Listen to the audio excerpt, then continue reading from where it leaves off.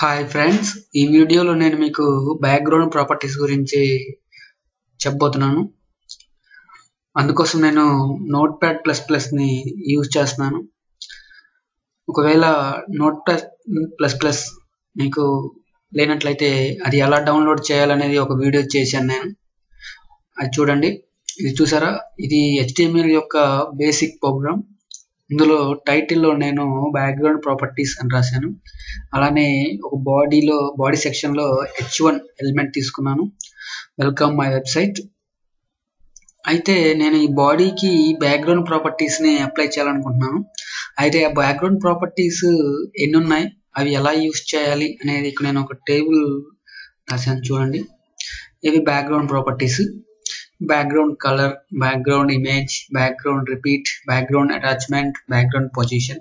వీటిని మనం లైవ్గా ఎలా యూజ్ చేయాలనేది మీకు ఇప్పుడు చూపించబోతున్నాను. చూడండి, ఫస్ట్ బ్యాక్గ్రౌండ్ కలర్ కాబట్టి ఇప్పుడు మనం CSSని అప్లై చేయాలంటే స్టైల్లోనే అప్లై చేయాలి, అది మీకు తెలుసు.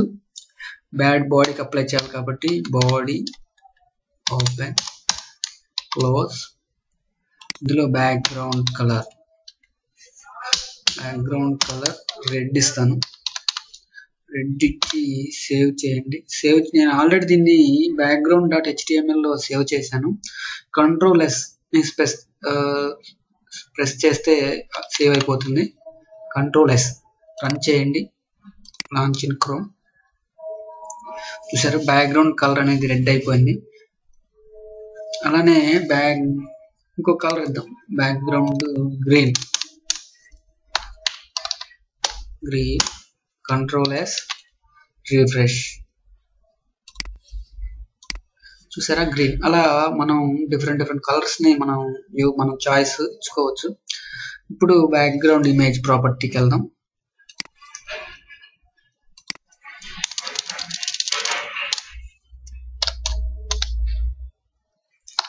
Background image URL open parenthesis double quotes close parenthesis. ఇందులో ఇమేజ్ యొక్క పాత్ రాయాలి. ఆ ఇమేజ్ యొక్క నేము అది ఏ ఫార్మాట్ లో ఉందో మనం మెన్షన్ చేయాల్సి ఉంటుంది. నేను ఈ యొక్క ఇమేజ్ 1 2 3 4 అనే ఇమేజ్ ని నేను అక్కడ బ్యాక్గ్రౌండ్ ఇమేజ్ గా ఇవ్వాలనుకుంటున్నాను. అది ఏ ఫార్మాట్ లో ఉందో దాని మీద రైట్ క్లిక్ ఇచ్చి ప్రాపర్టీస్ లోకి వెళ్తే ఇక్కడ మీకు కనబడుతుంది. JPG అంటే JPG అనే ఫార్మాట్ లో ఉంది. ఓకే, చూడండి, 1 2 3 4.jpg. Okay, semicolon. Ctrl+S ఒకసారి రిఫ్రెష్ చేయండి. చూసారా, బ్యాక్గ్రౌండ్ ఇమేజ్ అనేది ఇలా వస్తుంది. అయితే ఈ బ్యాక్గ్రౌండ్ ఇమేజ్ అనేది రిపీట్ అవుతుంది. సో నాకు ఇలా రిపీట్ అవ్వకూడదు అనుకున్నప్పుడు మనకి ఇంకో ప్రాపర్టీ యూజ్ అవుతుంది, అదే background repeat.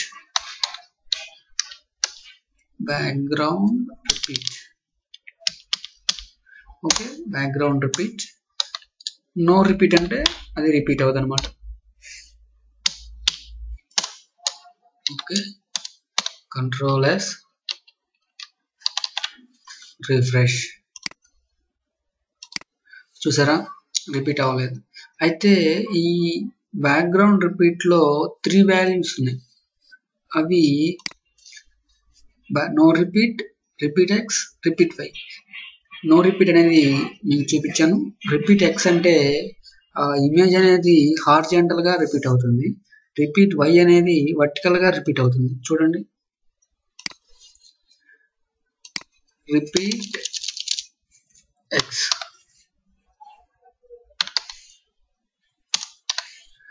Repeat X.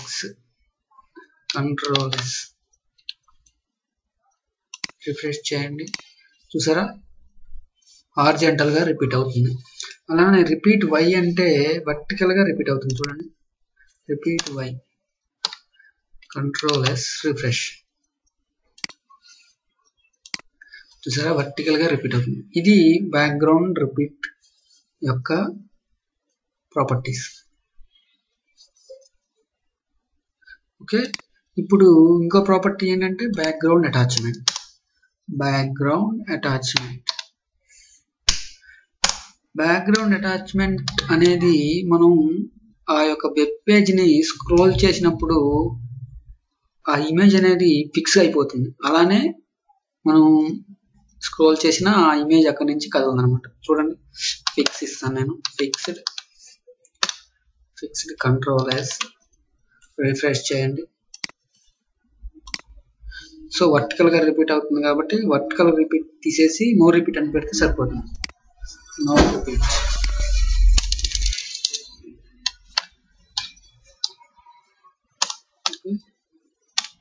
Ctrl+S, refresh చేయండి. ఓకే, అంటే ఇక్కడ పేజీ డ్రాగ్ చేయడానికి ఇంకా స్పేస్ ఉంటే బాగుంటుంది.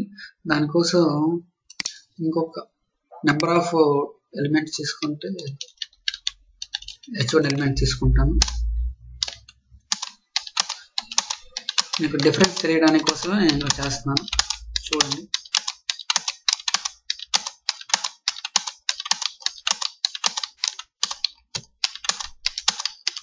Okay, Ctrl+S, refresh. ఇప్పుడు చూడండి, కిందకి ఇలా స్క్రోల్ చేయండి.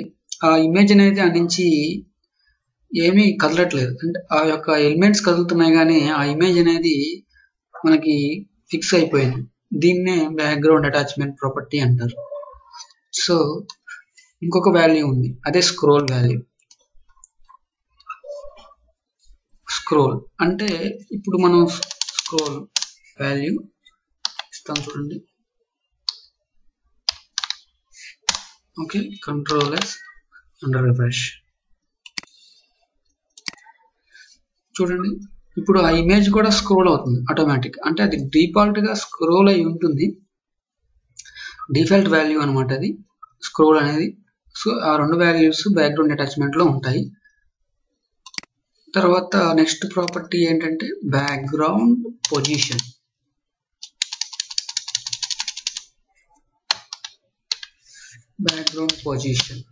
ఇది ఈ బ్యాక్గ్రౌండ్ పొజిషన్ వాల్యూస్ అనేది 4 వాల్యూస్ ఉన్నాయి.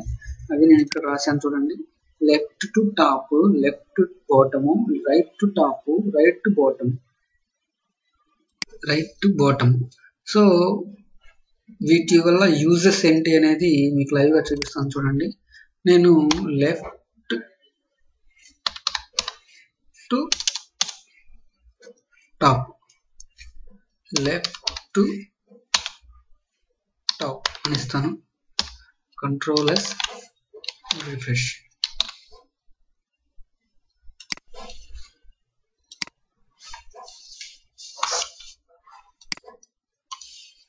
ఈ యొక్క లెఫ్ట్ టు టాప్ అంటే ఈ left to top.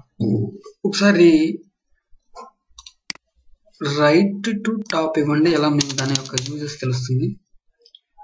Right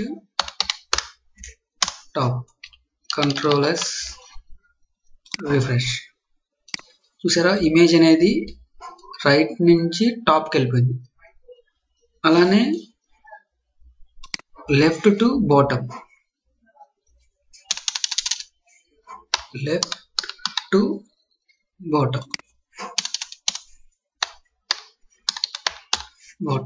Ctrl+S, refresh చేయండి. ఇమేజ్ అనేది ఈ ఏరియాకి వస్తుంది. చూడండి, చూసారా, ఇమేజ్ అనేది కిందకు వచ్చేసింది. అలానే లెఫ్ట్ టు బాటమ్ అయిపోయింది. రైట్ టు బాటమ్, రైట్ ఇస్తాను. Okay, right to bottom, Ctrl+S, refresh చేయండి. చూసారా, ఇమేజ్ ఇలా వచ్చింది. అంటే మనం ఇమేజ్ని ఏ పొజిషన్లో ఇవ్వాలనుకుంటున్నాం అనేది ఈ యొక్క ప్రాపర్టీ యూజెస్ అనమాట. సో ఇవి బ్యాక్గ్రౌండ్ ప్రాపర్టీస్. వీటిని యూజెస్ని నేను ఇక్కడ అవి ఎలా రాయాలి, వాళ్ళ వాల్యూస్ ఎలా ఇవ్వాలి అనేది నేను ఇక్కడ రాశాను. ఈ వీడియో మీకు నచ్చినట్లయితే లైక్ చేసి సబ్స్క్రైబ్ చేయండి. అలానే మీ ఫ్రెండ్స్కి షేర్ చేయండి. Thanks for watching.